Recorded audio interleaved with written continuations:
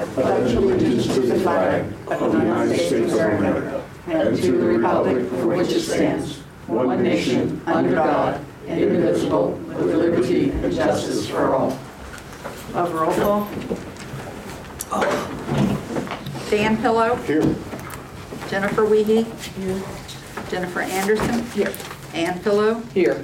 Al Glick. Pam Jackson. Here. And Council Al Glick did call me and he is in the hospital. Oh, Yeah. Should be out tomorrow, hopefully. yeah. I'll make a motion to approve the absence. I second it. Motion by Pam, second by Jennifer. Call for the vote. Dan Pillow. Yay. Jennifer Wiehe. Yay. Jennifer Anderson. Yay. Ann Pillow. Yay. Pam Jackson. And we'll go ahead and move to the clerk's report. Thank you. Oh, you did? Hey, see? Well, then Just got to slow down for a second. So now we have the full packet. Nice. I printed everybody a packet off because there was some confusion when I was doing that through the calendar thing. I picked up like one of the wrong pay ordinances or something, so it's just easier if I printed it off and you have it in front of you. Still the same information, the date was just wrong. You have the council minutes from March the 6th. I'll make a motion to approve the minutes for March the 6th. I second it. Motion by Pam Jackson, second by Jennifer Anderson. Any discussions? No discussions, we'll vote. Dan Pillow. Yay. Jennifer Wiehe. Yay. Jennifer Anderson. Yay. Ann Pillow. Yay. Pam Jackson. Yay. Next you have pay ordinance 3E, and this is for biweekly payroll that was paid on March the 10th. From the general fund, $9,570.52. From the street construction maintenance and repair fund, $3,149.38. From the water fund, $2,424.88. Combined total of all funds, $15,144.78. I make a motion to accept ordinance number 23-3E as read. Second. Motion by Ann Pillow, second by Pam Jackson. Any discussion? No discussion, we'll vote. Dan Pillow. Yay. Jennifer Wiehe. Yay. Jennifer Anderson. Yay. Ann Pillow. Yay. Pam Jackson. Yay. Then you have 3F, and this is for accounts payable. From the Christmas fund, $2,280.28. From the general fund, $21,450.90. From the street construction maintenance repair fund, $79.97. From the state highway fund, $233.31. From the water fund, $509.50, for a combined total of all funds of $24,553.96. I'll make a motion to approve 2023 3F triple F reason. I'll second it. Motion by Pam Jackson, second by Ann Pillow. Any discussion? No discussion, we'll vote. Dan Pillow. Yay. Jennifer Wiehe. Yay. Jennifer Anderson. Yay. Ann Pillow. Yay. Pam Jackson. Yay. And in your packet, you have a copy of the February bank statement. And on this one here, I forgot to add the $3 and something interest, which will be added on in March. But the ending balance is $324,800.21. There was an adjusting factor of $31,172.12. That was for a deposit that should have been put in a different fund, and I avoided it in March, and I should have avoided it in February, and it wouldn't have been outstanding. So it's like a receipt in process. So if you look at that, and then if you look at, there's a copy of the bank statements for the 3 bank funds we have, copy of the cleared payments, cleared receipts, copy of cash by fund by all, cash summary by funds as of the end of February, which is $324,800.21, where it does balance. And sorry I didn't get it to you sooner, but sometimes when I'm waiting on receipts, I don't get them. So it takes a little bit longer. I'll make a motion to approve the statements from the clerk's office. Clerk vote. I'll second it. Motion by Pam Jackson, second by Ann Pillow. Is there any discussion? Just it looks like the sweep account is still a little low again. Yeah, it's Come like up, please. $7,000, but that's because it's sweeping constantly to keep us afloat. Yeah. It ended up being $7,505.48. That's better than 40 cents that it was in Yeah. January.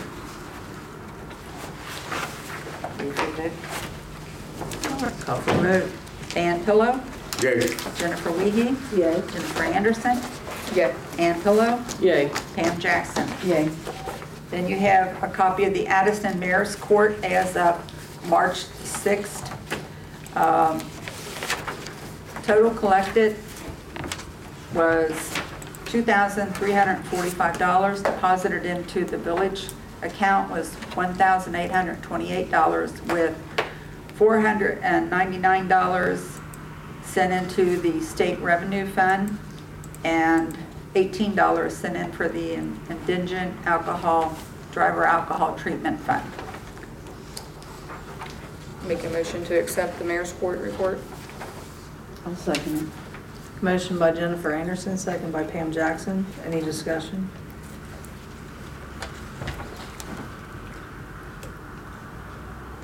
Did she hand this to you? Huh? Did she hand this to you? No, she gave it to me last month. And Oh, I that's why it had doesn't have the February. attachment. And you didn't have it. Okay. Well, I'm sorry, I did send it out online and had the attachments with it. Okay, that's all I was asking. Yeah. I just did the front page, but you should have received the one online and it That had has the attachments. And I attachments. think we And if discussed that. it didn't, As long as You can that's let me provided know. to council, because according to the auditor, yeah, it needs to be provided to council. right. So I just want to make sure that everybody had that. All right. Call for the vote. Dan Pillow, Yay. Jennifer Wiehe, Yay. Jennifer Anderson, Yeah.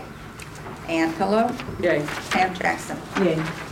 Next, you have a quote from, or a statement from Ron Llewellyn. He's the person who is upgrading the air and heating system. When they went to tie in some of the electric, apparently the electric was old and it wouldn't accept the new service. And the transformer, the cost to install a new transformer, equipment and material and labor is $3,700.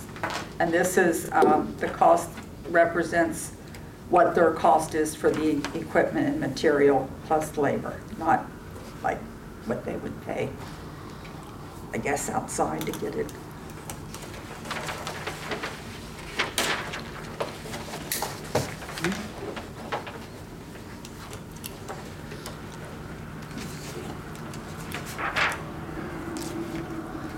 So we must need this. Margaret, are these going on beyond the scope of what we originally started with? No. They're not going beyond that No, scope? no, it's just that when they got, I guess because our system is so old, Mm-hmm. that they're running into things that are no longer available, like the old stuff. So they have to do the new upgrade to this. But no, I've been deducting as we go along, you know, Okay. what the original was. Well, So, we're not going over what I think we are. We've had to okay some things, haven't we? yeah, we've had to okay some things, but some other things, he saved us money on other things. Mm-hmm. So it sort of balanced itself out. Okay. Just, So I know he's these are still, tough times to Yeah. try to do order ahead, order back, and you're gonna run into some problems. As long as we're somewhere in the scope of what council originally done. so we still need another 37? Well, we need to approve this so he can do it, but. That's what I mean. Yes. I'll make a motion now we accept the Luau Mechanical Systems bid. Yes, you said. I second it. Motion by Pam Jackson, second by Jennifer Anderson. Any discussion? No discussion, we'll vote. Dan Pillow, Yay. Jennifer Wiehe, Yay. Jennifer Anderson, Ann Pillow, Yay. Pam Jackson. Yay. And then you also received a year-to-date expenditure revenue and year-to-date appropriations. And I think that's all I got now. All right, thank you, Margaret. I don't have too terrible much this evening. First, I would like to start off though with, we have a couple officers that have now passed their probationary period. We'll go one by one. So, to council, Brian Wheeler's 6-month probationary period is completed. I would like to recommend him for permanent hire. And I feel that he's been a great asset to the village of Addyston, and his background and skills have shown to be a real asset and useful to the village. He's done an excellent job during his 6-month probationary period, and I'm glad to have him aboard. Would council like to take up that recommendation or not? I'll make a motion to take the mayor's recommendation on Brian Wheeler. I second it. Motion by Dan Phillips, second by Jennifer Anderson. Is there any questions? I only say that he's probably the only one I know by name. I know him, I've had interactions with him, so. And he is still staying part-time? Okay. Yeah, this is just recommendation just for asking. permanent hire. All right, call for the vote. Dan Pillow, Yes. Jennifer Yay. Wiehe, Yay. Jennifer Anderson, Yay. Ann Pillow, Yay. Pam Jackson. Yay. All right, and the other one is Michelle Tenbrink. She has also completed her 6-month probationary period. So I moved I to, would, well, I'm not finished. Sorry. I would like to recommend Michelle for permanent hire. I feel that she's been a great asset to the village as well.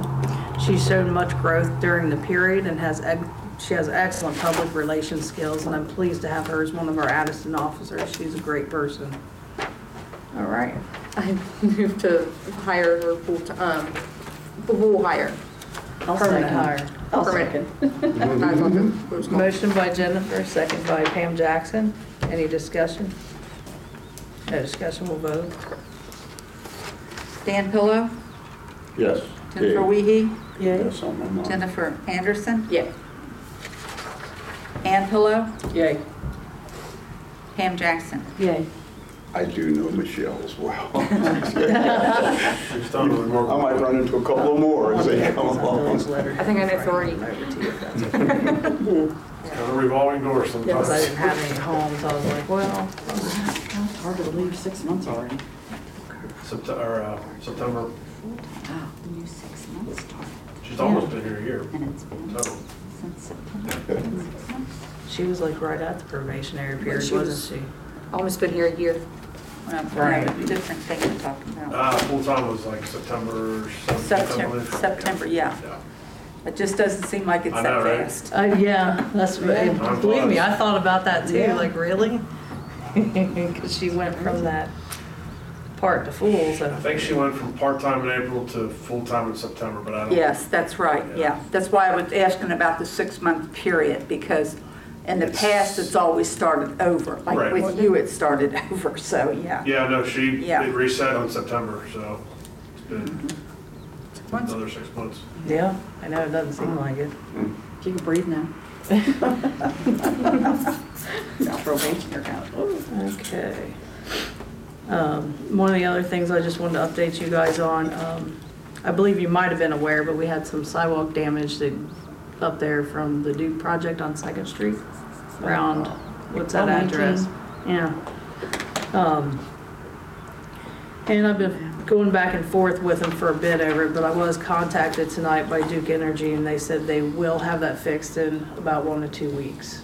Come back out and fix that sidewalk. Yeah, it's pretty bad. Ugh, I know. They tried to tell me that that damage was done in 2011. So I took pictures of 2011, 2014, and then pictures of that. I said, no, what am I missing here, guys? Some of it was there. It was very, very minimal, because if you Yeah. look at the picture, it's It very seems like it was minimal. all good till they got there and then started It's all the from way the down. plates, I believe, Wow. but they did get back to me today and said they will fix that. What was the address again? 119. Second. And then, see, I poked the bear with Nick again at Ineos, and I have not heard a response from him, so he does know that today was a council meeting, so I'll poke him again tomorrow and tell him when our next council meeting is for the kids' work Oh, I'm sorry. program. Who was that? I missed Ineos. it. Ineos. Oh, okay, sure. Trying to get that work program sponsored.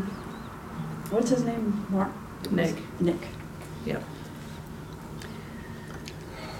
No response. And I also contacted Logan for Duke Energy for the Park Electric, also asking for something to bring to council today, and no response. Anyway, so I will email them again tomorrow and say, well, give them our next one and pretty much tell them that they need to have something for us by that time. Let's see. And what else do I have in here? Nope, that's it for now. All right. Bob? Okay, first I have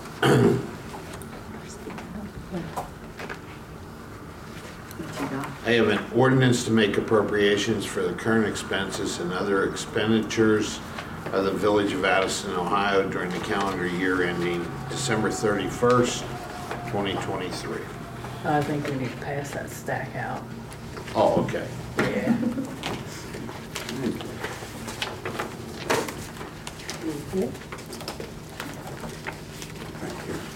And while you're looking at that, maybe I can explain some other things that Do you want her to give the report first? We'll go to Finance Committee on this one before we do anything else with the ordinance. That's what she wants to do. Okay, that's fine. And then you want to bring that up. I After guess, you're done. or- Yeah, I can. Okay. So, No, I thought you were talking about this. I was going to talk about this. Okay. Is that yeah. okay? Yeah. Okay. Of course it is. I received a email from the water board clerk today about a request for the preparation of an ordinance to change the rate of pay for somebody on the water board. And then the issue came up, can the water board do that independently of council, or does council control? So I sent over a court case to Margret today, and I just got this email today, but it's a Barnhart versus Tarleton case. And essentially it says that the village council is in charge of the expenditure of finances by the Board of Public Affairs. If somebody's going to be appointed to the board and their salary's going to be set, the council is the one who sets the compensation for the individual. And I'm just gonna, I sent this over by email, but I brought a copy of it with me. And the reason why I brought a copy of it is because I know this goes around, this question goes around all the time. So I looked through letters that I've written, and there's a letter back in 2003 where essentially I said the same thing, which is if they're gonna hire people or set salaries or do anything like that, it has to go through village council. And I'm gonna leave this, I'll give this to Margret, and that's under 731.13, which states that the legislative authority of the village shall fix the compensation and bonds of all officers, clerks, and employees of the village. And whether that employee works for the water board or works for the village, they all work for the village. So it's all has to be approved by village council. So the water board can't sit there and say, we're gonna make this person full-time, or we're gonna double up and get 2 or 3 people. Everything has to come back to council as far as those expenditures, and that's why you approve those expenditures when their water board minutes come up at the various council meetings. So I just wanted to leave that case, and I sent a copy of that to the water board clerk, who had asked me about that, and I received an inquiry from one of the water board members. So hopefully the water board clerk will provide it to the water board as far as that's concerned. Then the issue came up with the property out on US 50 that's been an ongoing issue for the woman who, I shouldn't say routinely, but has come to council at least 2 or 3 times concerning that property. And back in 2020, I prepared an ordinance regulating outdoor storage within the village of Addyston, and it didn't pass though, Dan. It didn't pass. And there were issues that were brought up based on my recollection of this ordinance. And I'm just going to give that to you, Margaret. Okay. So that if council wants it. But there were issues Yeah, this is the that one came that's up on. at that time. I remember it, Bob. Do you remember it? Yeah, I still have all the stuff on it. It didn't finish because we had two members that it affected in some way Right. at the time. That's the same thing So- we were looking at the other day. This is, this ordinance, I would urge you to read it, review it, and if you want to make changes to it, but it really restricts what you can put outside your home.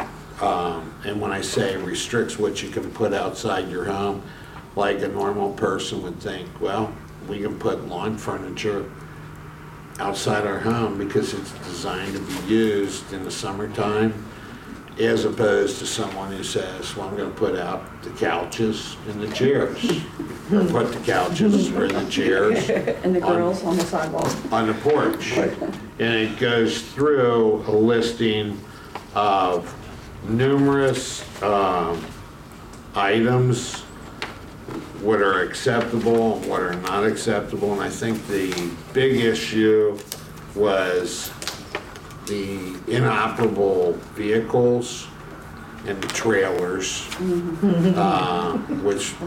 which was an issue. And and then the storage or parking of vehicles, boats, trailers, or any other on any lot. So that's what you have to kind of focus on. Those were the issues at that time, and take a look at it. But I brought it over for you because that woman keeps coming to council, so I just wanted to let you know. And I did drive by her property over there. Let's see, what was that? I drove by it on Sunday. And so I didn't see any drug activity, but I was going by in the car and turned around, came back by. But I saw 2 people working on items at that location. But if council wants to take a look at that and consider it, that's really the regulation of the outdoor storage deals with really the next step in this process, which is to have the property declared a nuisance and maybe have it vacated. So, but go ahead. I was curious, did you mention anything about vehicles, not just trailers, but vehicles? Was that in there? Yes, that's in here where it says should be limited to reasonable quantities No broken or inoperable items, inoperable motor vehicles or trailers not attached to a motor vehicle shall be stored in any zoning district, yard, lot, or on any real property within the village unless it's in an enclosed structure incidental to a permitted use. That's on section D of this. Like, And- what would you do if there was like inoperable vehicles? That question's come up before, like, are we allowed to actually go on private property? Because every time I look that up, it seems, It's definitely been something that's been an issue with Addyston for years. If they're inoperable and there's no valid license plates on them, then they can be tagged. There's a penalty of $150. And this is one step short of going in and just hauling the car off, okay? Which you could do under a nuisance provision. And then the other one, there's no storage of motor vehicles, boats, trailers, or other items on any lot unless there exists a structure on the lot that is a valid existing permitted use as defined in the Addyston zoning code on the lot where any vehicles, boats, trailers, or other item is parked or stored. But you know, when you read through this, like section 1, sanitation, safety, public nuisance, and blight, all exterior property and premises shall be maintained in a clean, sanitary condition and free of safety hazards, public nuisance and blight, unless otherwise agreed by the owner and the occupant of the premises. The owner shall keep the exterior property in a safe condition and free of public nuisance and blight, and the occupant shall keep that part of the exterior of the property which such occupant occupies or controls in a clean and sanitary condition. And then it also goes into no person shall keep or maintain any items within the limits of a front yard as defined by the Addyston codified ordinances on any front porch. And that front porch is loaded down there. I could very easily see that. So front porch, deck, patio, or other open air structure other than residentially scaled items including bird baths, fountains, lawn ornaments, landscaping including trees, bushes, shrubs, flowers, and other decorative plant materials, rocks, boulders, light poles, mailboxes, temporary holiday displays, furniture and accessories manufactured for outdoor use, and other items that may be permitted by the codified ordinances of the Village of Addyston, Ohio. So you just can't put your, you know, if you bought a couch and you think, well, I need some yard furniture, so I'm going to put the couch on the front porch now, that's not going to fly. It's more comfortable for you. So I just brought that over if you wanted to take a look at it. It's not like it's never been investigated. Should we take it back to laws and contract again? I know that we did that. Ann remembers, it was Ann and I. And Dan Dalton. And Dan Dalton. Yeah. Oh, that has to hit every single house in Addyston. Well, Not really. no, not really. Like no. if you, There's just a couple things on there that needs to be spelled out a little bit clearer. We ran into that, like, did it say something like the side yard versus the back? It has the side yard, Oh, I remember. Yeah. and it has the backyard, but essentially, here, no person shall keep, maintain, or store any items in the side or rear yard. And I then know, I it remember. spells them out.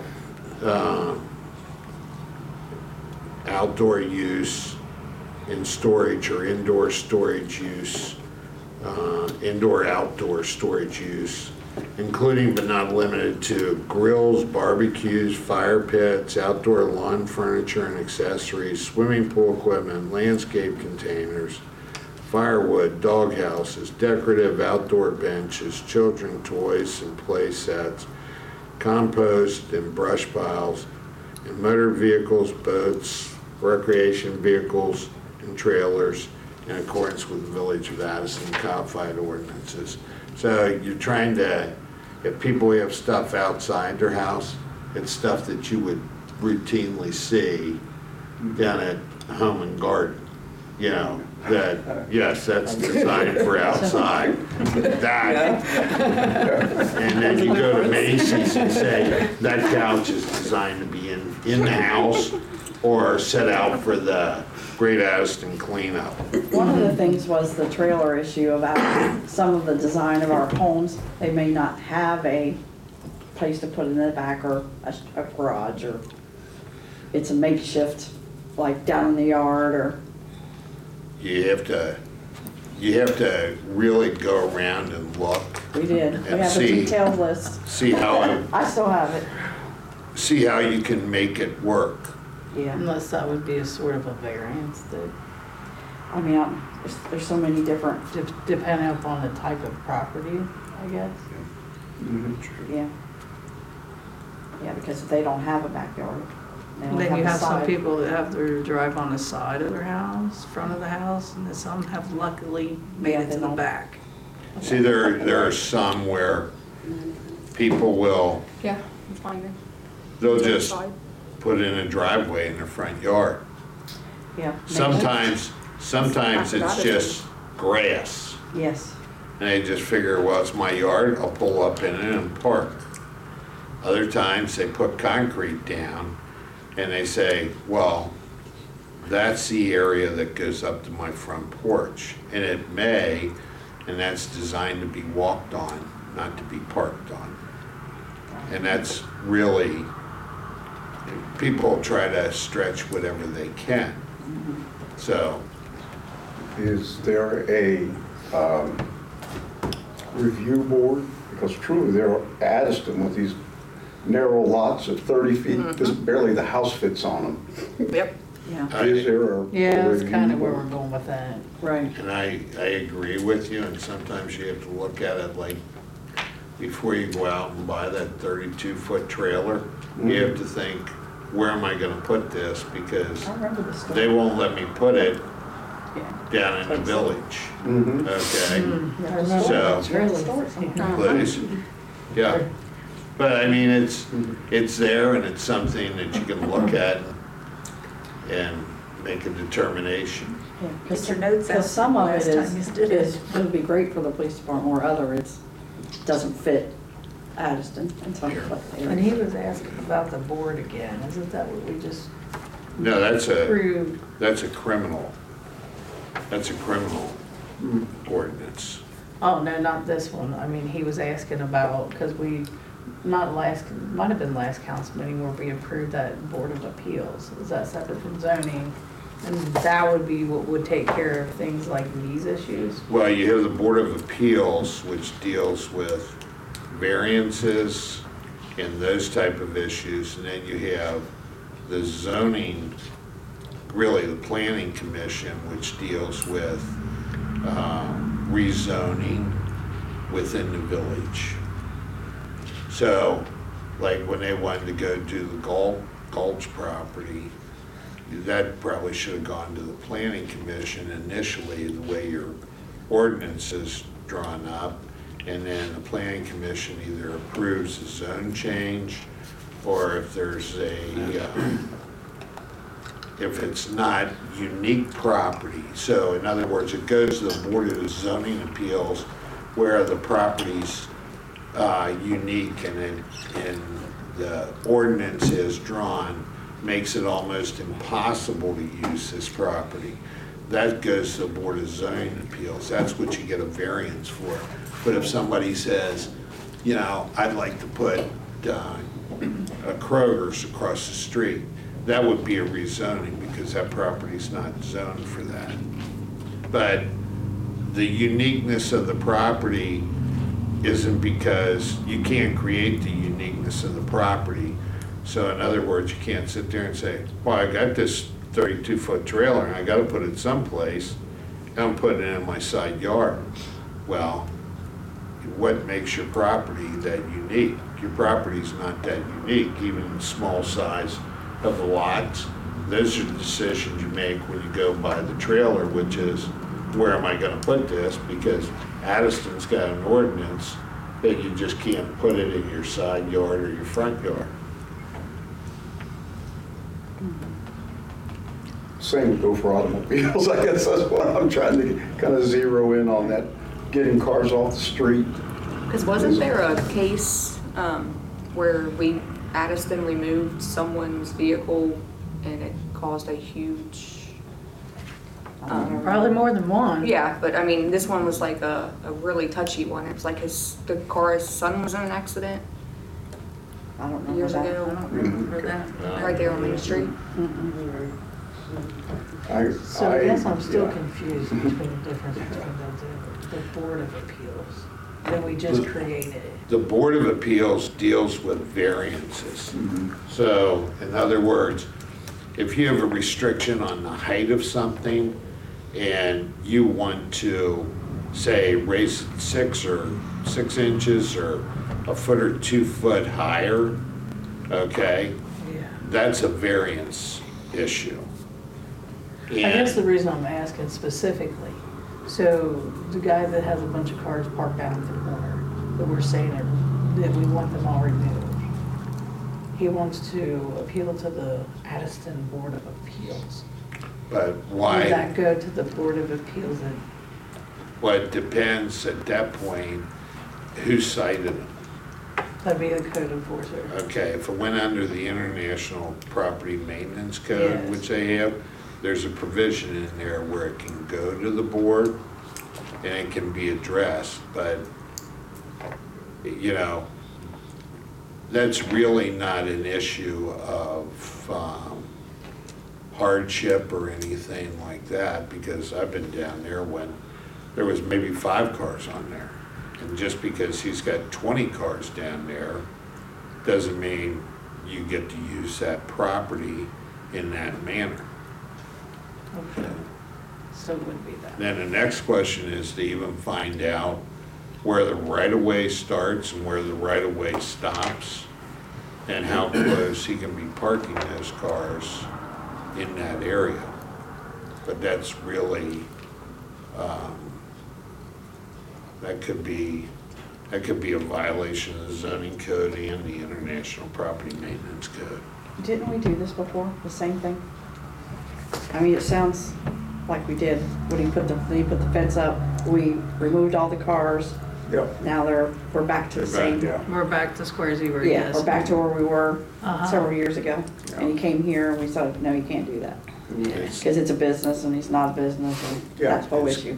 It's not a business. He didn't want to get the license to do what he was doing, so he didn't have any choice but to now. Why are we here again? Yeah. We just said, do it and we're done. Because I guess new code enforcer and new, I'm gonna get after you again. Yeah. It's new code enforcer, new council, and some of this stuff just doesn't really rock you until it gets real bad. May I ask, Bob, while you're doing that, we had a complaint about, casers. He's starting to mount up Again. Yeah. vehicles again, so we're getting complaints about that. I didn't know if you negotiated with his family and his lawyer to get that cleaned, and you had certain things within the agreement. And one of those things was, no, you can't do this. You can't start bringing cars and trucks in again. Is that something you want to reach out to I'll do? address that. Okay, yeah. Thanks. But see, and that's specifically that type of a case where you drive down there and it's clean, and then one pops up and you think, you know, it really doesn't draw your attention. Exactly. And then 2 or 3 and you're kind of looking, next thing you know, there's 6 or 10, and it's like, no, we're right back to where we were. Right. Yeah. Yeah. I think we dealt with those at the same time. We did. We did. It was I tough. think properties, yeah. So why are there no consequences and no one takes us serious? There's consequences. There is consequences. They cleaned it up for us because there were consequences coming. So they just have to be reminded again, hey, They'll come back at you. yeah, yeah. Yeah. Yeah. All right. That's it. Thank you, Bob. Appreciate all that. We'll go ahead and go to committees. Dan? Thank you, Mayor. I have a couple items. The first thing on my list is over the past week or so, I had the opportunity to look on the website, and there was a picture of the prettiest girl I know. The new Yeah, she's up auditor. there now. And I just wanted I to saw that. congratulate Bob again. That is a really good What a picture. Thank you. wonderful, Yeah. that's so refreshing. It's She to looks see very somebody pretty. that you know, absolutely. Very proud. I just got a piece of I'm mail. sure you are. Where I was telling Margaret today, I said, oh, Bob's daughter. She's there. She doesn't send out the tax bills.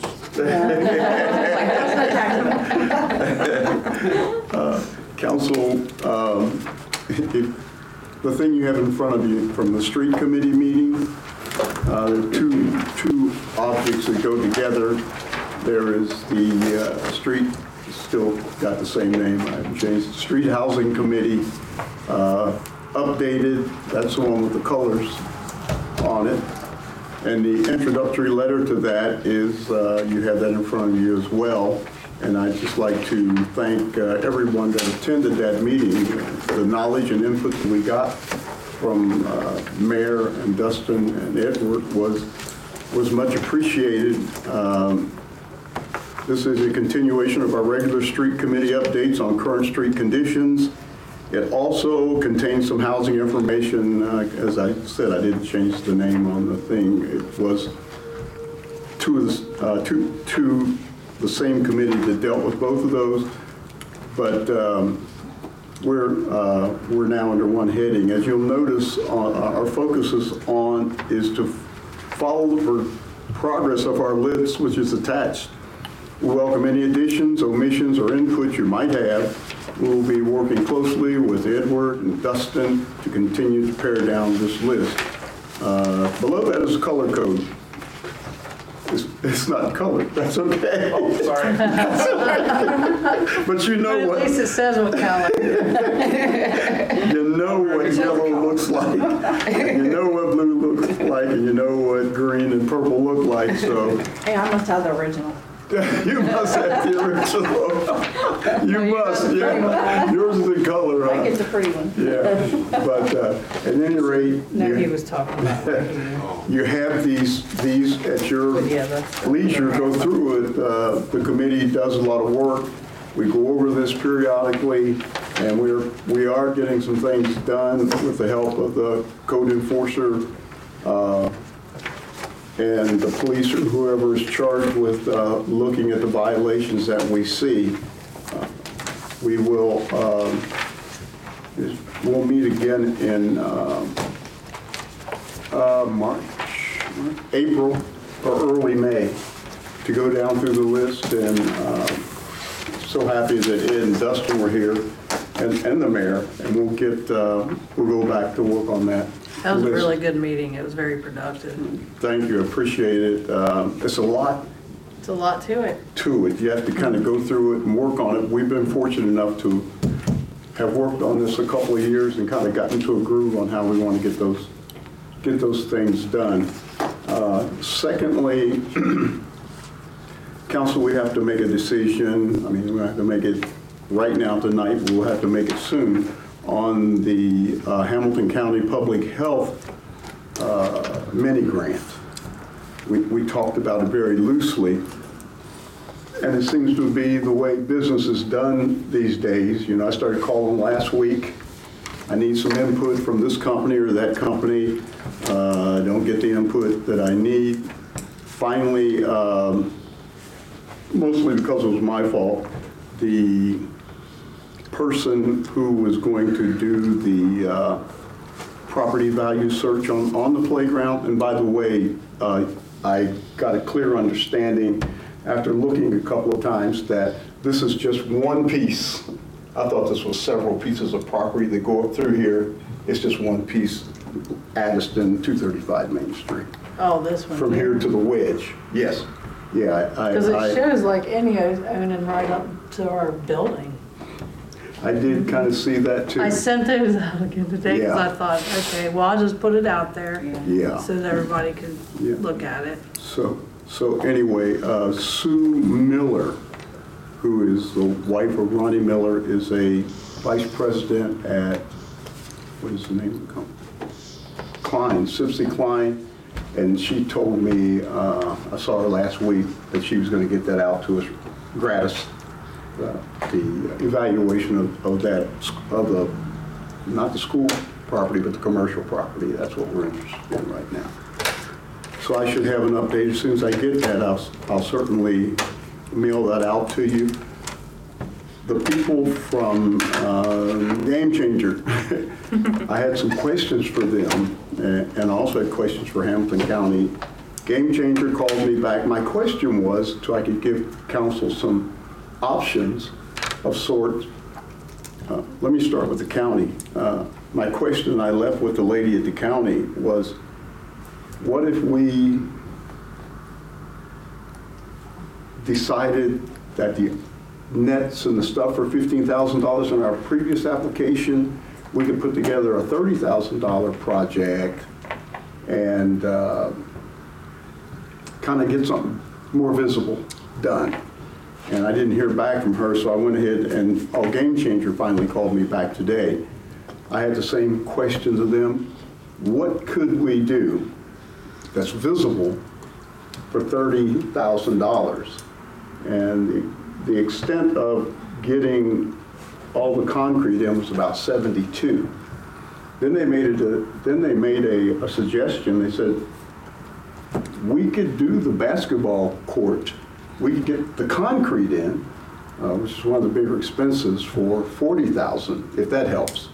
And I said, I'll bring that to council because, council had okayed that we would do $30,000 on the big proposal we were going to do with the parks and everything. You remember that? The Ohio Nature Grant. We were going to add $30,000 to make that happen. So I was thinking that possibly council might add $10,000 and get the basketball concrete in, which is very visible, and then we could build off of that. That's just something I told them I would throw out to council, and they said that they could do that. They could have that slab in probably by late May, late May or early June. So I just thought I'd throw that out to council. They were going to send me a complete workup, but I didn't get the complete workup before I got here. Just something that council could look at. And if somebody comes up with some other ideas that we might do with a combined $30,000, if they allow us to do that, it could be something visible that the people who said that's what they want would see that we're working towards that. So, Mayor, I also asked the guy at Game Changer, the mayor had contacted me. She was out and about and saw what they had done in some neighboring communities. And he said, and it's sort of something that I would know in the back of my mind, and we can consult with Al on this. The price of blacktop is almost Is it still the same as concrete. And with the concrete, you obviously get a more sustainable thing. He says, he said that's my experience. And he says the ones who have demanded that we put it in, we've been back to seal the cracks, fill in the cracks and things like that after a few years. So that's sort of what I just wanted to throw out to council, and you can think on it. And as soon as I'll email to you the information they send to me. I should probably get it tomorrow. They thought they'd have it to me today. Dan, on the note on your committee, on this committee, Yes. There's an email that was just sent out, 7 something here from our code enforcer, Okay. saying that the property down there, I guess that there, it says he's got the remediation period has expired, so they've been served a notation, notation to appear in court, next mayor's court. Okay. Yeah, that's right, That's 17 on days Three are Rivers up, ain't Parkway, right? Yes. Yeah. Yep. Yeah. Pam, was there anything else on that report that you want to add on our committee report? We went over a lot of stuff. Yeah. No, not really. Mhm. Yeah. We think our list is pretty, it maybe look a little daunting, but I think it's easy to compare where we are, where we're going. Maybe about the third alley, the closing of the alley, I went to the last page. Right. We did discuss the third alley. It's in disrepair. Do you guys ever go down Third Alley? I do. With 2 hands on the steering wheel. I do. I still do when I do, want to but-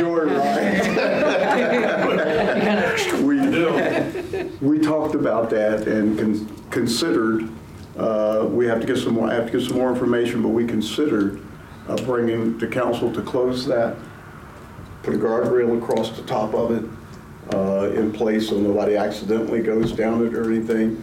The only thing that we have some reservations about is fire equipment up in that area. It's so narrow. I don't know that they would try to go down the third alley, but we wanted to talk to the fire department just to let They them know use what the we're thinking. second alley quite a lot. Yeah, because from the third to the second, they can back I don't down think with they- help. I don't know if they've used the third, yeah. Yeah, we just wanted to make sure it didn't. And did you add affect anything. quarry on there? Huh? Did you Oh, add quarry on there? yeah. I just thought I'd mention that, you know why. That's so funny. I bet I already know. I told Dan Dalton, something about when we're out there, and he says, "What about my street?" I said, "Your street?" In my mind, I said, "You live on Main Street." No, he lives on Quarry Lane, I guess. That's our street. It's our street. It's our street. So yeah, we'll have to consider what's going on Quarry Lane as well. Turnaround street. That was funny. Surface trade. Not on any of our reports. That's all I have, Mayor. All right, thank you, Dan. Jennifer? We had our meeting on March 10th, and I just passed out our follow-up. We did finish up our policy and procedure manual. We presented a hard copy for your review in email form, and we asked for any feedback or comments or questions by the 27th of March. So that way we can ask Mr. Bob, I'm sorry, I'm on Mr. and Mrs. Mr. Bob to work an ordinance at our next council meeting to present to adopt the changes for the procedure. We did set up a meeting for April 3rd at 5:30 to discuss key points to share with our employees. And we're going to set a meeting for April 12th at 1 o'clock to go over the PP employees with manual with our employees. We did start looking at the police policy and procedure presented by Chief. We'll continue to work through it. And we did review some paperwork that was sent over by Mayor Lisa, and I think Mr. Bob discussed that with us tonight. Yeah. He did. I Appreciate think that. that's about all we have. Right. Thank you, Jennifer. Jennifer? So we did have our Public Works meeting. I didn't print out anything, sorry. There was a couple things that was brung up. Basically, it was, one of the main things was, one of the things that Bob has sprung up about the water board deciding that they were going to hire her full-time, and there was nothing that we could do about it. So we did say that we was going to bring that back and find out what needed to be done and discuss it and see what was going to be the next step. So obviously, He covered that. obviously we have an idea of what's going on there. So we discussed the usage, how people were billed, because we was making sure that like businesses were billed differently than residents, because we was trying to make sure that it makes sense that the apartments were not being charged the same as residents. Yeah, they're charged, they can tell us they're charged more, they have a bigger line, which didn't make sense to me. But there's so many units, I question how could that be fair when residents pay per, our house? Yep. When we get over, each house gets paid, you just have to pay the higher charge, and they're getting a whole 6 units. And then what That's not fair. she explained is that it's basically charged by the size of the pipe, Makes no sense. and then their rate is higher. So our residents' rates are lower than the apartments' rates that they're charged, is what she explained to us, is how she explained it. Yeah.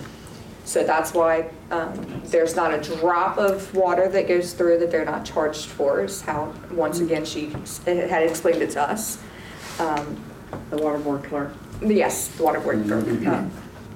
The chair, president, kind of let her do all of the speaking. Another thing that we had discussed was how we are billed. So does it reset? If I use 5 gallons over my 3,000, how does that work? I felt like a kindergartner because I wanted it repeated over and over to me because I could not comprehend their explanation on how that worked. So my understanding of it was that once you hit your 3,000, you're charged for an additional 1,000, and then that's how it works. You use 5 gallons.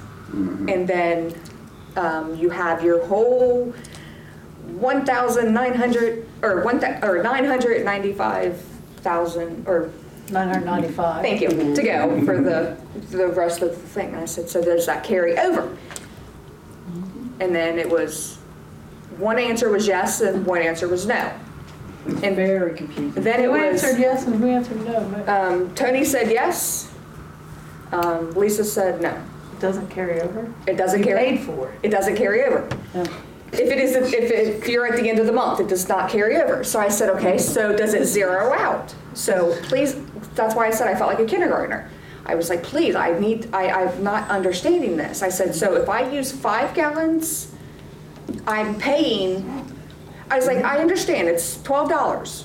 Right. $12, I mean, yes, It's pretty cheap. that's cheap, yeah. but at the same time, $12 is a lot to someone.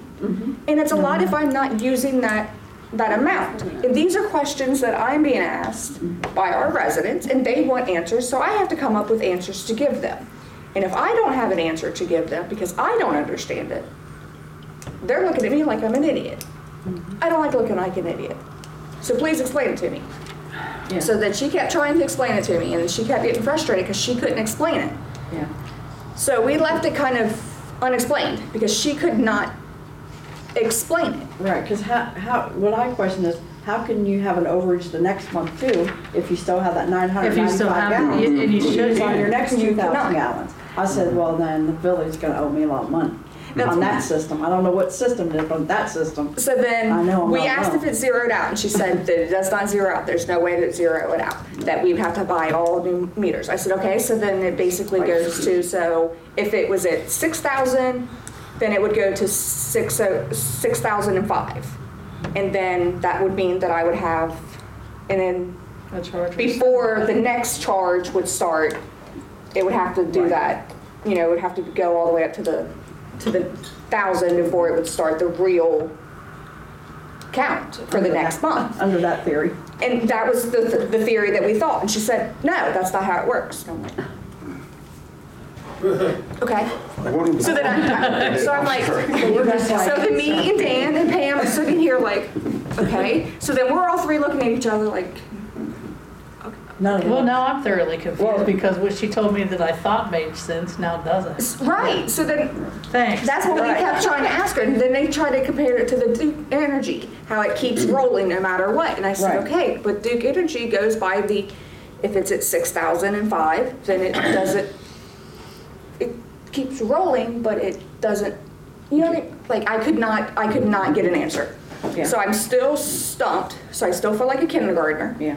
So what happened to your $9.95 credit? Right, so there still is no $9.95, so basically Addyston owes everyone thousands of dollars Yeah. because everyone has credits. Yeah. Because the way that they made it sound, because she could not come up with a true explanation.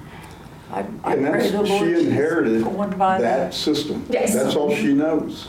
Yeah. Is that, because that's the way it's always been, more or less. If you read the ordinance, and the ordinance was back to 2017, and it says after the first 2,000 gallons, any amount over that, you're charged like for 1,000 gallons or a portion thereof, and it used to give the rate. And if they're not going by that, and they're using another rate, somebody really needs to look into it, because we could be in big trouble. Well, they're not using another rate, they're charging that, but they're not giving, The usage, I guess. I don't know. the usage is what it seems as. Exactly. Like, there's I no know. true rollover, there's no true measurement, Yeah. is my comprehension of the In scenarios. actuality, it's like $12 Yeah, for the next right. 1,000. For the next So 1,000. You're not paying the whole amount, which is 20-something dollars. Right, Yeah, Yeah, well, that's for 2,000. yeah. which is, you know, Yeah. which, like I said, I know that that's not a lot, because I mean, that's cheaper compared to some other places, but it's still the point of it. So you're getting a $1.50 discount. But it's still, we still could not come up with a straightforward answer to be able to give our customer, our residents. And I don't like that. Well, I think if you look at that, you get the first 2,000 gallons. For a full And then- rate. And then if you go over 2,000, there's a gap of like, let's say 2001 to 2,999. That you're paying $12 for. You pay $12 for that, regardless of how much you use, you're paying $12. So I guess what you're saying is, well, if I only use 10 of that, where's my other 990? Well, you didn't use it. And the way, You should let your faucet run. that's true. That's true. But if it gets up over 3,000, you got a problem. So the thing is, they charge for first 2,000 gallons, this is how much it is, then I think it's in increments of 1,000 gallons. And regardless, You use it or not. it's kind of like either being pregnant, you are or you aren't. Yeah. Right, kind of like your old rollover You minutes. see what I'm saying? As soon as you cross that line, you know, you have to pay for 1,000 gallons. Yeah. Just like if you only use 500 gallons, you're paying for 2,000. So is it unused? Yes, it's unused. Am I saying go down and look at your water meter and say, check and see if we're up over 2,000? And if we're up over 2,000, everybody's getting a bath 3 times a day. See what I'm saying? In other words, that's just the way it is. But your water rates are probably cheaper They are. They are. than And that's than not you'd what I was, imagine. It's a sewer rate that you're really getting Yeah, hosed so how are on, we going to And charge that's- like that? everybody else That's in the the county. question. But that's something you have, Because they raised that. you have, the Board of Public Affairs has no control over the sewer rates at all. yeah, that's MSD. Okay, so am I getting charged for my 995 gallons I didn't use for sewer rate?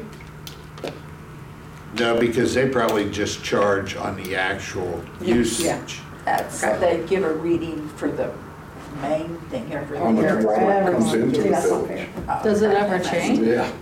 No, one time I they thought said they yes, did and it they by said no. household regardless of the usage. Yeah. Yeah. Huh, okay. And It then, stays the same. so then a couple other things that So we, because it would fluctuate with the meter if they were going by the meter, but Sure, Yeah, it something's should. not right. It's, It should. If it doesn't fluctuate, then they charge by household.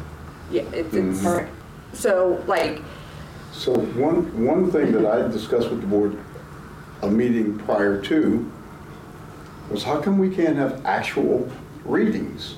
How come if I use, 2017, how come you can't say you use 2000? So how can I know exactly what I'm doing? Well, he How much did. I'm using, or if I can back off and not use as much or something like that. And they indicated that they couldn't do that. It's They not couldn't get capable of the- doing it, the system. But what is weird This is, new do you software, This remember? is the second new software since, Yeah. in the last 2-3 years. But what is Is it the odd is he software or the read off meters? exactly Yeah, but they're supposed to. your be- usage. Oh, yeah, because he went and That's where checked they're it. supposed to I'm get a- it from. I guess I'm a target house. Well, no, he went on his list Yeah. and went to your, Meters and- right, he has a list and he went Exactly. I think my bathtub extra, so I guess It I'm gonna hasn't be been over. well, 'cause it has Twice. been. So, I mean, It just seems like it's a lot easier, okay, Yeah. she went over 2,000, yeah, so just paid instead of. it was just, some of the Well, it things still were does. not But I think, orderly. And then like they had acknowledged that they know that there are a lot of problems like with their electrical system, which is a major hazard. The ladder is a major hazard. They're putting their workers in harm, like severe harm. And that's a problem for us as well, because that's a liability. Yeah, I was so glad that they brought it up, because in all of my years of experience dealing with OSHA, that never entered my mind that I'm down in this tunnel in an enclosed space, By yourself. and there's a chemical plant right next to me where they may have a chemical that stays low to the ground. and you're breathing it all Man, if in. OSHA, well, can you turn that off? No, just kidding. Well, these are things that, you know, I I'm have just saying. no clue of, because for one, I've never been That over hit there, me so like a I ton of don't, bricks. I don't know what the status is over there, but they're acting like these are things that has been like that for years upon years. Oh, they have yeah. been. But I'm sitting here like, That's we've not a joke. known these Like, things, fix it. and why have we not corrected these? And these are seriously, Just like me, I've These are been in that hole yeah, these by are myself seriously a ton of things that, times. you know, Just in and out, in and you're out. putting I've been our, down in that hole and stuff. too. yeah, I mean, we're putting our workers in some severe. Yeah, they said the Well, guard. they have done a lot of the guard repairs in doesn't the know Well, they how said to that there's fix it. an aluminum ladder there. Yeah, it's rusted or something. Well, I mean, the one that's there, the one that was put there for the purpose, they actually have a secondary one there to cover it. So that means that the one is completely rusted away and rotted, so they have a store-bought ladder, which obviously is way, Not right. It's detached, yeah. It's I not mean, fair. I think that's honestly the last thing in that pump house that needs fixed, because they did. Yeah. well, the, It's Well, plumbing. yeah. the electric, no, the electric system is completely, I'm talking about in the pump house by itself. Oh, I don't I'm not know. talking about the other locations, because the Oh. other location's bad. okay, I'm just talking about the hole, what they're talking about. Right, the But these- tunnel that goes under the Yeah, the railroad tunnel, tracks, yeah. So, I mean, we're talking like severe things that are, I really think they should work with Ineos in some form or fashion, so that we don't have to drive in their gate, over the tracks, come around the back, and sneak down in the hole, or whatever you do. Go down in that tunnel from that end and go, I don't know, 100, 150 feet to the end where the actual meter is. Oh, But they you have to don't. take the readings off. Yeah, they've got a little, that house right there where the electric box is at, you drop right down, it's right there, so you don't have to go all the way across. Yeah, that's where the Okay. meter's at. I'm only going from my experience. You have to Because go I've through the been tunnel. crunching down in there too. have to Because go when through we the did tunnel. Tony, So the meter's not, yeah, the meter's not in the tunnel anymore. you mean you don't just drop down right where that house is? no, No. Tony said you have to go down the tunnel, or down the ladder and through the tunnel. Ineos won't allow us to go directly over there. They stopped letting him go to that house. 'Cause Yeah. That's where we've been going. Oh, So that's not for a news to long me. time. Yeah. So Actually, we he has to were, go down this Yeah. ladder, this rickety ladder, and then down through this tunnel. This rickety store. Yeah, that's what he told us. Yeah, this rickety store. so this is new. This isn't something that's been going on, because we were going straight to that little house and in it and down, because that's where the electric panel's at. Yep. Or the meter, right? Yeah. The meter's right down at Yes, that end. it's right yeah. there. Yeah. So it just, We got some I problems. have something They to have- say to this man then again, because I brought it up to him, like, we haven't gotten back together since the last time that we had a meeting on that, but that's something I brought up to him because they have a surveyor that's over there right now surveying. And surveyors looking at, they're looking at industrial use for the property. So I got a hold of the surveyor, then I got a hold of him, said, hey, you know, we're looking at this. And I said, our pump house is sitting right here on property that you say that you're, you know, that you're looking to possibly, it's in its infancy, possibly sell to another business. I said, well, what I'd like for you to do and what you need to do is you need to work with us and the water board so we don't have to drive over their pump house. Give us the property that you're trying to sell off over here so we can drive straight to our pump house and take care of that. You know, So you yes, that is the meetings I've had with them, and it's, some of them are kind of spicy, but that's okay. You could always I take wanna it keep by pushing. eminent domain. Good way. by this point, Yes. Oh, Sounds like a let's do plan. this, Bob. there we go. I'm ready. It's a- Because they have to go through a that lot. is what actually, because there was a grant that we could have, it was for pump houses, a new treatment facility, $500,000, but we did not qualify because we did not have ours on our own property. That's why we couldn't get that. Which was So we our- lost some money, and I made sure I let them know, we lost a lot of money because of you guys. So yes, I did let them know, we did have a meeting, and we did discuss that in length. You just have to lay out what Tell you them. need and then get a surveyor to lay it out and just take it. They tried to tell Lisa that they paid for our electric over there too. Oh, yeah, I slapped them down on that too. I sent them a picture of the meter along with the Duke Energy bill and said, no, no, no. We pay for that. You're not doing charity here, we pay for that. Anyway, Why don't they just pay their own I bill really would like that talking they about that. owe? Why don't they just pay their own Yes. bills that they owe? We do. Yeah, that's hard to get half the time. That's what I mean, like, just pay your taxes and, People, company like that, beg them for your money that they owe you generally. I guess they I might know. be doing better now. But So what are we gonna do on this? We're gonna give them, the board a timeline or something? Because we can't, we know, so we gotta, yes. I think we need to bring in, an expert of types, not bring in OSHA, but we need to have somebody who really understands. I understand enough to know that if there are heavy chemicals, that they're gonna go to the lowest places around, right. and that's gonna be one of them.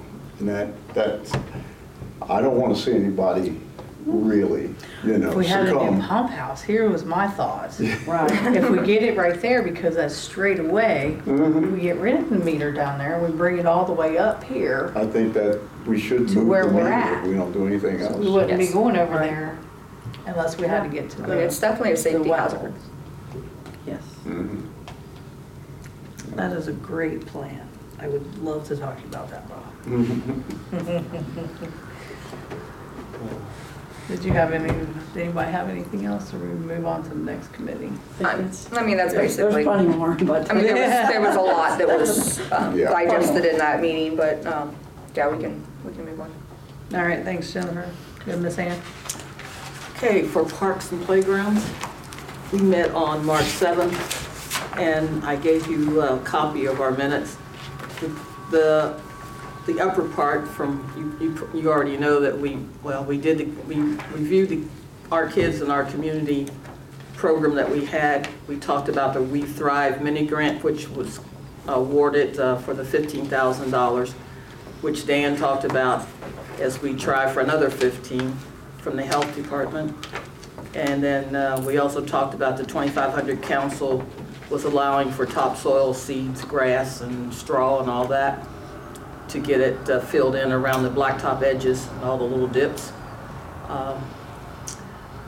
We were looking at when we're going to get the exercise equipment installed over at the park and move the ones that are out here over there as well.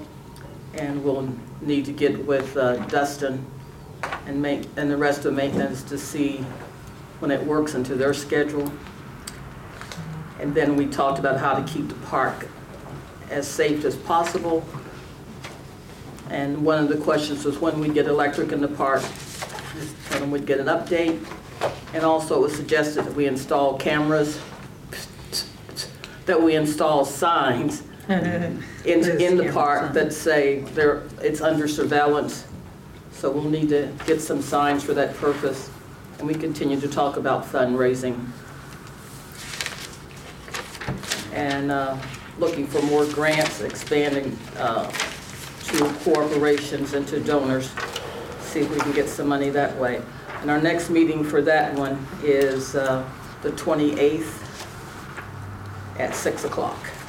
And that will be to continue to talk about the updates for the park and work on a schedule for getting those things done. And then, Chief, did you get the email I sent you? The cops grant? Yeah. I did. I was going to speak about it when I got up there. I haven't looked too terribly long into it, but I glanced at it today, and something we should definitely look into. Yeah, I just saw that and I said, well, he's probably already seen it, but let me send it anyway. And the other thing I had along that line, we continue to get bills from the Sheriff's Department. Good deal. And I want to know what we're going to do about that. Well, February should only be a bill of, I don't have my schedule, but I think it's less than one total shift, which is a massive change from the previous months. But as far as paying the bills, that's obviously above my pay grade.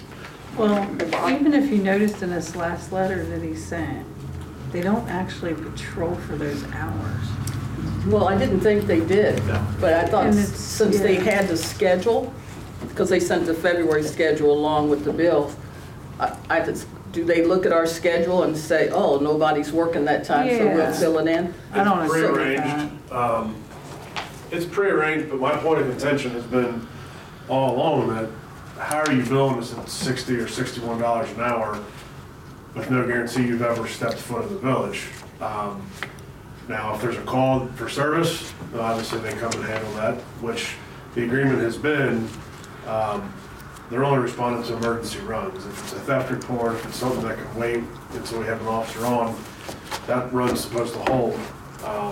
So I think that's some funny mathematics on their part, to bill us for an entire shift when they're not actively patrolling or even any guarantee they're even close to the village. So, yeah, I mean, it's a conversation I have with their district commander, and it's arranged with dispatch previously, prior to every month starting. I show them what we have open. They're supposed to cover emergency runs. Dispatch knows when we have openings. They're supposed to notify the sheriff's department that we have an emergency here.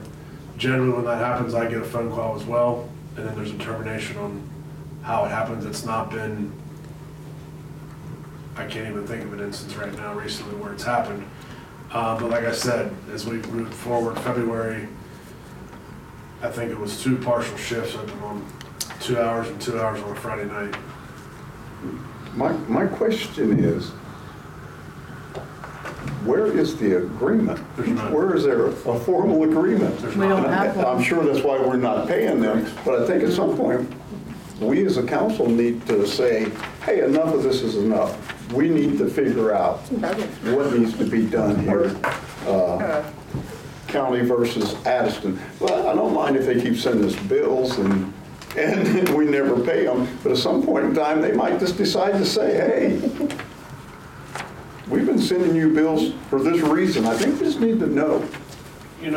I think it's important to distinguish between mutual aid and subsidizing police services. And, I'll be honest, there's been some rough patches over the past year where things were bleak and we were relying on them large chunks of the time. And I get the perspective that they're coming from to an extent. But, my point of contention every time I have conversations with them is, look, I understand you're covering our shift in case of an emergency, but you're not patrolling, you're not providing coverage in the village. Right. You're responding on an emergency basis only. And if we went back and looked at the times that they've actually been covering the village, the amount of times that they've responded are probably very, very minimal. And probably all emergency, not All actual. emergency, and that's been the agreement, That's all emergency. Yes. you know, an active And that's emergency, a fight. mutual aid at that point, right? Right. So, you know, I think there's something that needs to be looked at as far as if this continues in the future. My goal is to eliminate that as close to zero as we can.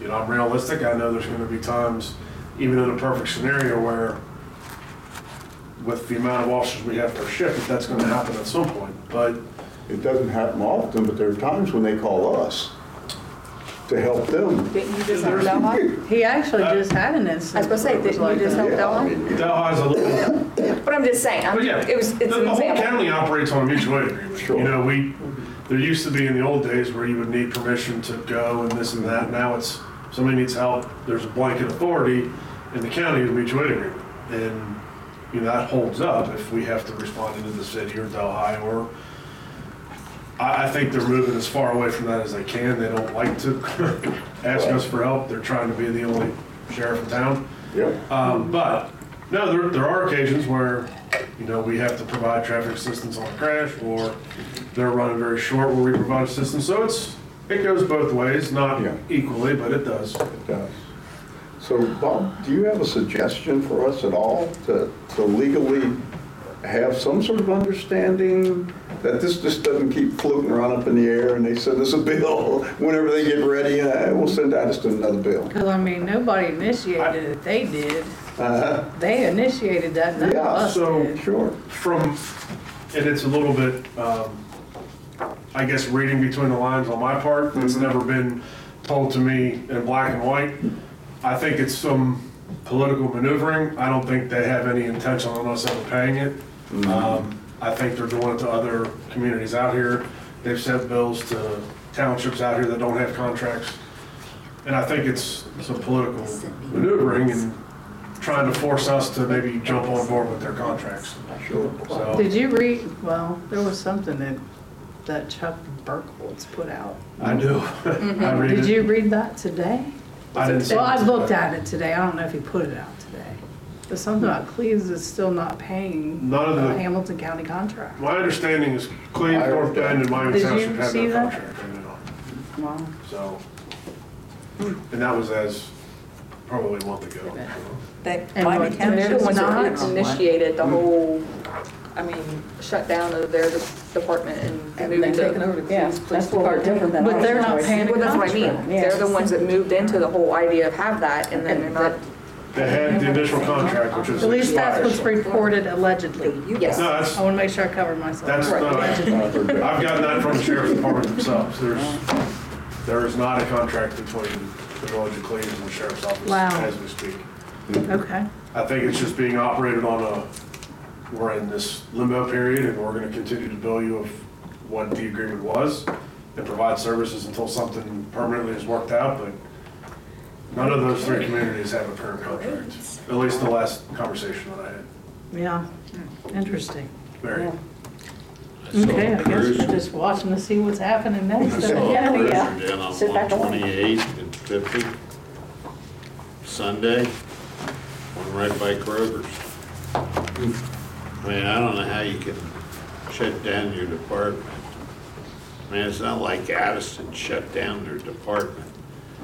Those communities shut Shut down down. their Yeah. departments. I mean, that, no more mayor's court, no more, nothing. Yeah. And that, I don't know what they do with their zoning. Does it go to the county, Bob, if they have? Okay. So, anyway, I'll have more to say when it's my turn. So that was the two things I had, was the parks and playgrounds, and then these things pertaining to the police department.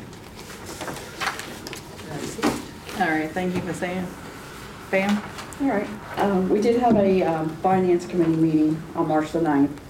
Everybody was present, and the purpose of the meeting was to review the appropriations so we can finalize that for the rest of the year. The committee took in consideration all like the wants and needs as the departments, and council had a few things they wanted. We tried to accommodate everybody the best we could within the budget. I know there was talk about, we did include all this, like the summer youth program, some money for that, just in case NEOS doesn't come through with anything. I know it's not much, but we did come up with like 10,000 plus the amount for their benefits. Then we include all the special events. Did talk to the chief, had the cops and kids, so we found some for that. We want to continue the Santa thing. Music in the park, Anna requested for bricks, and then we did get kind of split that, give a little bit to the park also. Let's see what else. The other thing was it's been on the back burner. It come to light was like the chief's position, the pay increase. We kind of chose a happy medium there. We couldn't go the high side, and the mayor was at the meeting, and who else was there? I think let me look back. It's been a while. Yeah, it was just the mayor and the clerk and the committee. So we did decide that, recommend, should I say, $30 an hour, which now it's currently $27.55. We kind of met them maybe halfway. So we did ask Margret to get in touch with Bob to bring the ordinance to approve the appropriations for the rest of the year. And there was other things that it includes, which is like the maintenance truck. They're getting a lot, they got a lot, the plow and the spreader, the Kubota mower. And then we also already had it in there for the third full-time officer with benefits. And the mayor did say, because he did request maybe a new vehicle, because they need a new cruiser for the police department. We're going to try to phase them in. So if not this budget, we'll look at it for next year, trying to implement the rest of these things, which stay in with the money that we have for this year. So that's where we're at. If there's any questions, I'll give you a copy of the minutes. And that's what Bob brought the ordinance for that. So it's whatever council's pleasure is. Did you pass them out? Yeah, Everybody should have we one. should have a copy of it. Yep, That's one Bob first passed out. obviously. We can speak with the finance committee if something kind of comes up, Yeah. that we can make a change if necessary. Oh, we can always do that. Just trying to get this finalized so we can get out of that temporary. We can move things around, because there's a lot of things that's still pending, money-wise, grants, things that could change, Right. many things. Yeah, I'm still waiting to hear back from Hamilton County what our balances actually are on different things. Mhm. I did talk to the lady in the county engineer's office, and then we have the new one that they're giving us for Dining Lane. I have to get that information, so we're gonna have to do an amendment, but just to get this down there so we have something on file that we're not, in trouble with. Then we're not in temporary anymore. Can I speak on a couple of these things? On the police department, if you look on there, I did type in, try to give you a full understanding of what the positions were, like for the 3 full-time, and then for the other shifts that would be for the part-time officers. And on the 3 full-time officers, I based that on the hourly rate for them. And on there, I also was asked to put in there a cushion of maybe 80 hours of emergency overtime for emergencies only. It's not like a scheduled overtime. But I did try to put in, like in the line items, I tried to give you a little bit of description of what things were. And of course, it all depends on, as the money comes in, then things get spent. It's not that we have all this sitting down there right now. As you can see, I tried to give you like what the anticipated revenue would be, what the expenditures would be, try to give you a better understanding of, especially the new council members, of how things would go. And of course, anytime there's, council wants to change something, they can do an amendment and change things. As we have.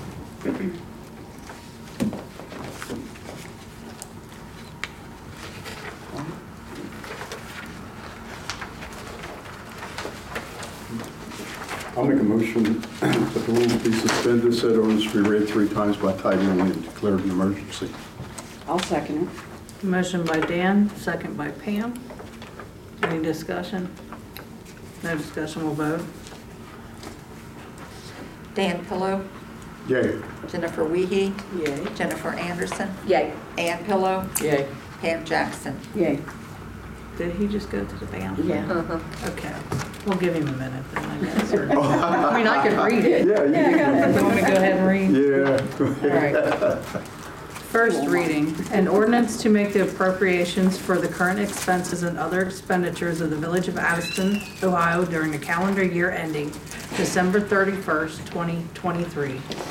Second reading, an ordinance to make appropriations for the current expenses and other expenditures of the Village of Addyston, Ohio during the calendar year ending December 31st, 2023. Want to do the third reading? You do it. So good. Third reading, an ordinance to make appropriations for the current expenses and other expenditures of the Village of Addyston, Ohio during the calendar year ending December 31st, 2023. I'll make a motion to adopt as read. I second it. Motion by Pam Jackson, second by Jennifer Anderson. Any discussions? No discussion, we'll vote. Dan Pillow, Yay. Jennifer Wiehe, Yay. Jennifer Anderson, Yay. Ann Pillow, Yay. Pam Jackson. Yay. This will be number 7. Okay, the only other thing I had, we're still continuing on about the grant. I mean, the mayor is working on that also. If anybody's got anything to add, please get in touch with her or talk to her about it. But we did find out that once the deadline is up, it takes about 2 weeks for us to find out if we get the grant or not. So it's still in the planning, so we will keep planning until we know what I guess, if we get it or not. That's all we can do. And that deadline's on the 28th? No. 31st. For the last day of the month. 31st, Okay, it is the 31st. So we kinda- Did you decide on a date? The August, didn't you guys say? There was August the, I wrote it down, It's the first Fifth? Saturday in August? Yeah. 5th, I do believe. the first Saturday, yeah. Hopefully that, and I did, Third or it's not the 22nd of July? there was everybody can't get together on the same It day. depends That's the on when they problem. can get the dates for the people that they want The here. last Yeah. date I heard was that one, that's why I was Right. asking. So we're still just continuing to get information, on what we're doing, whether it's 1 day, 2 days, who we're getting, what we're doing. It's all just planning. Yeah. Yeah, it's not in concrete. We just have to have some kind of idea to put on that grant so they know what we're What we're thinking. attempting to do. Right. And then as it gets a little closer, I guess we'll schedule an actual meeting and really Yeah, get busy. I can add to that if you don't mind. Sure, go ahead. So I talked to, I guess his name's Mark today, because I wanted to know, like, how's this looking? What do you expect? And he said the available amount for this grant is $250,000 total. Wow. So he said it is going to be a bit competitive. He's had all kinds of people calling him, so Right. I try to be sweet and really nice to him and tell him how great Addyston is. We are. We do a red, But white, we're blue, trying, like blue ash. we're gonna give it our best Right. shot. But, I mean, he said, it may be competitive, but there's a lot of factors that may put us in a good place. That's We have a good news. area. The park is a good area. It is. Yeah. It's a great, Open yeah. space. So, I think our chances are pretty good. I Did you didn't have anything else? I do have one more thing, Sure. and it's part of the events. Oh, Remember Dustin had come to you about oh the yes, I'm sorry. I did forget that. date change. On the cleanup, we picked a weekend again when he's busy. It said, yeah, because it fell on the same weekend again. So he was asking if council would be so kind as to move it to the 29th. Of April. Yeah, so it'll still be in April. It'll just move it one weekend Yeah. out. I'm really hoping so, because I really don't want to try doing that without him. I mean, what about anybody else? Everybody good? Just make a motion so we have to. Okay. I'll make a motion that we change the date to the 29th of April for the cleanup. Yeah, that's good. A second. Motion by Pam Jackson, second by Dan Pillow. Any discussion? No discussion, we'll vote. Dan Pillow, Yay. Jennifer Wiehe, Yay. Jennifer Anderson, Yeah. Ann Pillow, Yay. Pam Jackson. Yay. It's 9-1, right? And that's all you had. That's it. Thanks, Pam. We'll go to our chief. Chief Pennekamp. A few things before I get into my important stuff. Just a quick update on 376 Three Rivers Parkway. I know it's been a topic of debate for the last few weeks. In the last week, as far as I know, from what I can track, we've had 2 calls for service there, both involving vehicles being worked on. In one instance, we did issue a citation for the vehicle blocking the sidewalk. The second call, the officer investigated and only could determine that they were filling air into a tire and it was on the roadway. So the 2 calls that we've been sent, one resulted in a citation being issued. I do know that the code enforcement, I think we talked about this earlier, he also was here today and issued them a citation for the debris and clutter, whatever it is he handles. So it's being looked at. Also, he actually issued that citation today. He served it today. Wonderful, okay. Whether it was personal service or left at the house, I don't know. He left here with it and I haven't talked to him since. So that's that. We're still looking at what we can do. While we're on the topic of grants, Ms. Pillow did bring up, she forwarded me some information about the COPS grant. It is something that I had seen, but with her email today, I just took a little closer look at it. I think it's definitely something we should explore. From what I can tell, what they're offering are like 75% matching grants, where if we do get funds, we have to, I guess, give the assurance that we can match 25%. I don't know how that looks, if it's for full-time only, part-time, how that works. Those grants are very, very extensive. I've worked on some of those in the past, so it's something I'm gonna have to really attack.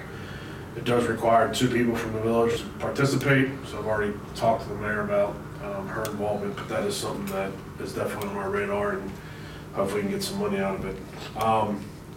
Additionally, I had the opportunity not that long ago to, kind of just by happenstance, speak to somebody in the office of Hamilton County Community Development, and through talking to them, which I was not aware of, they have grant money available for public safety for communities. I don't know how much, I don't know what that looks like, but I've reached out, we've had some correspondences about maybe setting up something to come talk more in depth to see if it's something we can benefit from, even if it's a little bit to supplement what we're trying to do. Obviously, every little bit helps. So that's something we'll be working on in the near future. Purchase-wise, I would like to ask for the ability to make one purchase. So we use 3 patrol cars for our patrol officers. Each cruiser is supposed to be equipped with a shotgun. Currently, we only have 2 shotguns for the village and 3 cars being used, not counting mine. So I would like to remedy that problem and purchase 1 additional shotgun, so that way all 3 cars are outfitted with one. I kind of been holding off until, so we have dealt with a place called Hunter's Den. They're the firearms deal that we were giving our forfeited firearms to. So I was kind of waiting for them to get one, the kind that we use. One just came in, so I'd like to talk to council about going ahead and getting that. It's $450, and that way all 3 vehicles would have their own shotgun. So is there a reason why we don't already have? We had 2 shotguns and acquired some cars. Okay, I just wanted to make sure. Yeah. You know, it's It was set up, a good question. you know, previously we only had 2 cars, so there was only a need for 2. I was kind of waiting for the new year to hit to look into this a little more, and here we are. I just have a question. The shotgun is something that we've always had Yeah. in our department. Not adding anything. We're not rifles, buying anything machine like that. guns, okay? No machine guns, just a 12-gauge semi-automatic shotgun. And it's something that has to be, is it like They have it mounted in the cars right now. What they're doing is they're unmounting it to move it from car to car. And that's the safety. It's not really safety, it's just a practicality thing. I mean, for $450 to eliminate that, moving things back and forth, and probably more convenience than anything. But if we're gonna have 3 cars, we should have a shotgun for each. And if for whatever reason we reduce the amount of cars, we'll have at least something in spare. Yeah. I mean, I'm not questioning. No. Good questions. I like to know rules and reasons and. So if it's something we've always had, as long as we have the correct policy, I know it's not right, because it says something else besides shotgun. I'll make a motion that we make the purchase, allow the $450. I second it. Motion by Pam Jackson, seconded by Jennifer Anderson. Is there any discussion? Did you say it says something else? Well, The policy does, yes. under So-called policy. I don't know what's what. previous administration, that was happening. There was people bringing their own rifles and carrying them. That's not happening right now, and if that's council's wish, I'll make sure that this continue to not happen. Correct. Right. So, They was using their own weapon? which is not uncommon for departments. Rifles can be expensive, so a lot of departments will say if you have one that meets certain requirements, then you get qualified on it, you can carry it with you on duty. That's something that was happening here. Yeah, I think it's much safer to have our own. I wouldn't, No. I wouldn't worry. we don't- Please we don't- purchase, please purchase. No, that's two different entities here. Yeah. We're talking rifles versus shotguns. Shotguns, Okay. Those are 2 different things, yes. Yes, okay. Yeah. Yes, okay. Thank you. So that's something that's in the policy. Well, That's been really good. All right, call for the vote. Dan Pillow, Yay. Jennifer Wiehe, yay. Jennifer Anderson, Yay. Ann Pillow, Yay. Pam Jackson. Yay. Good, all right. Moving on.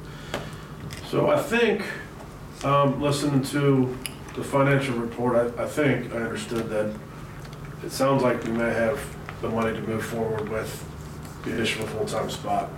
What I'd like to talk to council about is, so right now, and I know we've been working on this for a few months, and if that money's there, we kind of have a need beyond just a full-time spot. I know we've talked about a second in command and having another supervisor here on the department. There's many instances where, you know, I'm out of town and I'm putting a patrolman in charge while I'm gone, and it's just, you know, it is what it is, but it's not the greatest situation to operate in. So a few months ago, I had an officer reach out to me. We hired him auxiliary simply because the needs that he had professionally and personally didn't really allow him to even work part-time at that time. His situation has changed, and this officer, his name's Mike Dreyer, he's been with us in an auxiliary capacity, would make an absolute great supervisor. And he has reached out to me about full-time employment. I know I've talked to the finance committee and the mayor briefly on this to see if we can make it work. Those 2 needs to be kind of kill 2 birds with 1 stone would be, I think, an extreme benefit to the village and the police department, with really not much more burden financially.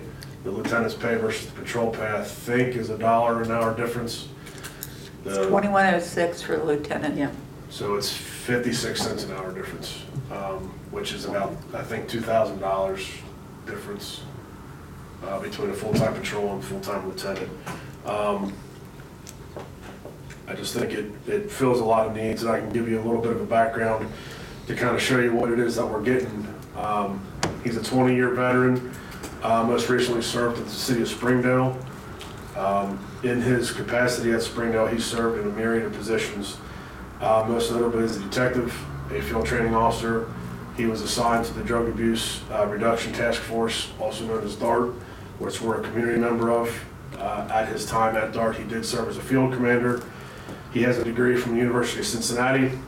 He currently volunteers with the Boy Scouts of America and has received community service awards for his involvement with Summit Country Day and the Boy Scouts of America.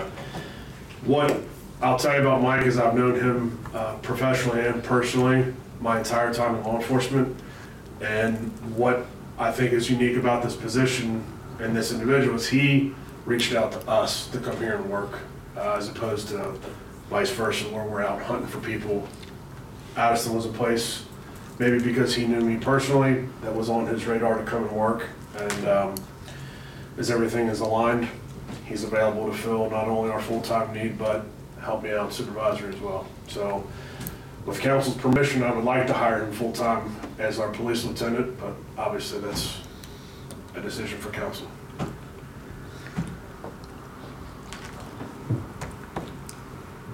That is also by the mayor's recommendation. Okay. So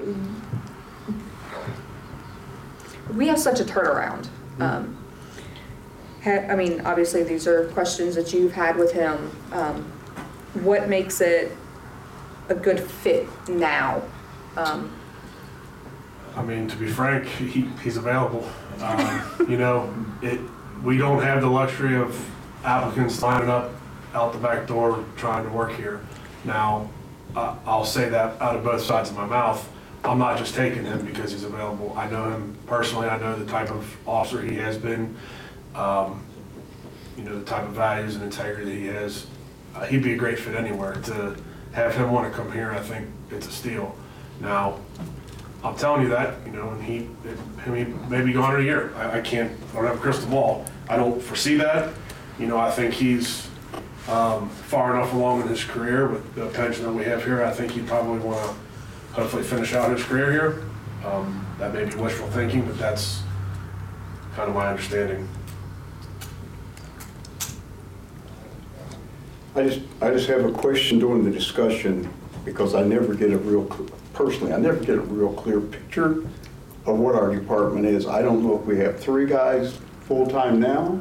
Just myself and Michelle. You and Michelle. This will be the 3rd full-time guy. Correct. Okay. He'd be on second shift. We've already preliminarily discussed what things would look like if, you know, I didn't want to get the answer of yes and then scramble to try to figure out how this would look. He knows it's. And that's what I'm looking at. Yep, he would be. I want to see that picture. I really do. It's, you know, it's piecemeal in here, piecemeal in there. I'd just like to see what our department is really going to look like. So you're first, I'm sorry, he's second. Ma'am, just let me finish now. I'll just, because I'll lose my thought, I'm old. So what I was saying was, I just want to see that picture. You've done a good job in starting what everybody should look like, and I don't know who's on the Laws and Contracts Committee with Ann. Oh, you 3. Yeah, and I don't want to step on your feet. I'm just looking at the perspective of myself and a council member and wanting to have this clear in my mind. Sure. It should be. I mean, it's not that hard. It just should be. I sent out a mock proposed schedule, I don't know, probably about a month ago. Mm-hmm. He would fill that role that I had as the proposed 3rd position. Thanks for answering my question. Sure. And, you know, he would obviously assume some of the duties that I'm kind of spread thin on right now. With no other supervisor, it's hard to, you know, delegate some of that.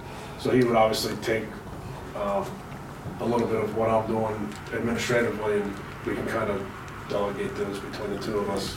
And that would give you more time to be out and about. Absolutely. When did you anticipate him starting? Yesterday, if we could. Yeah, I mean, he's ready to work and we have needs, so if we can make it work, the sooner the better.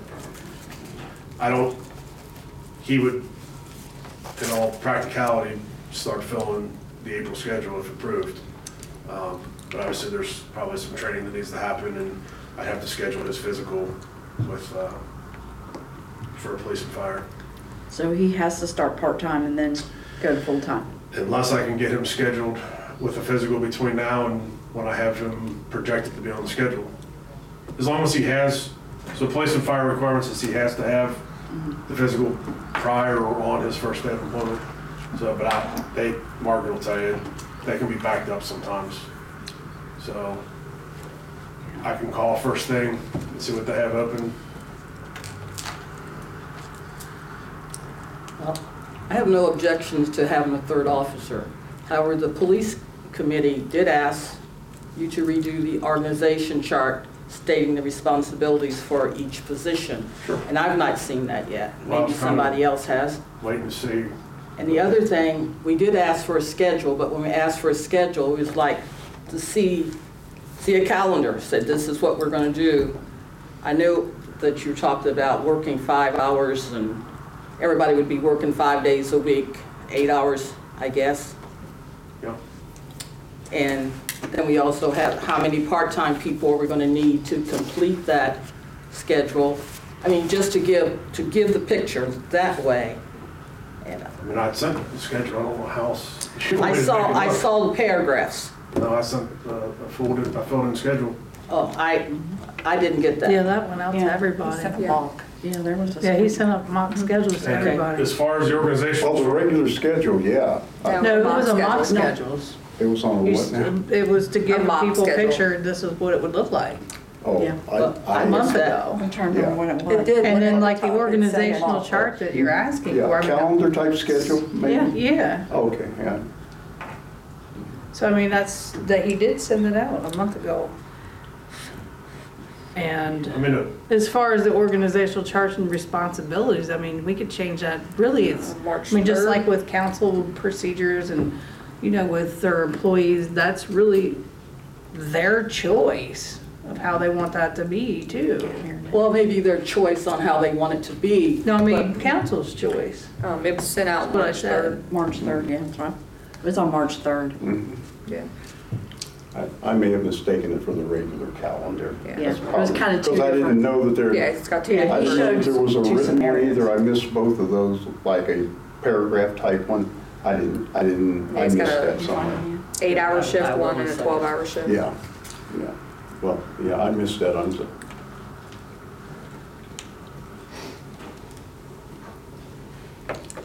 Well, I have to say that I didn't see it. Hmm. I did see, I can resend it, that's not a problem. I would appreciate that. And to speak on your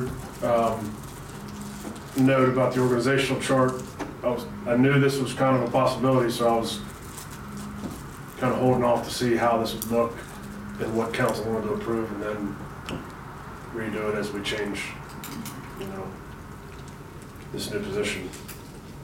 But that's something that can be pretty easily changed. Okay. I would just like to Well, see sure. it so we can approve that and, okay, I see that now. I did not see that before. So essentially, I mean, to make it as basic as I can without having it in front of me, we would have a full-time guy on second shift filling 40 hours a week versus, so that would be, those shifts have to be filled with part-time right now. We're filling, aside from myself and Michelle's 5 days a week, we're filling all of second shift with part-time and then her 2 days off with part-time. So, you know, it may, you know, change one or two officers' decisions about staying part-time. I don't think it will because we don't really have any of those officers right now working besides Officer Welch, and he's, you know, actively seeking full-time employment. So, you know, I don't think it's going to change the makeup of the capacity of part-time officers that we would need to complement this. And as the way I see it, you know, the more part-time we have in reserves, you know, the better chance of not having openings. It seems, you know, if somebody calls off sick, or obviously with full-time people, down the road comes vacation time and things like that. So the more people you have in reserve, the better opportunity you have to cover those emergencies and those off days. But I don't think that'll change really too much what we have part-time wise.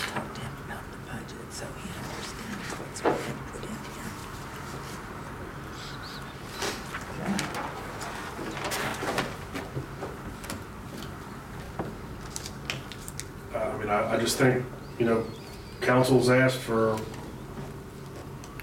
this schedule to be improved. We've gotten presented with an opportunity to not only improve those days with what we have open right now, but to do so with an extremely experienced officer.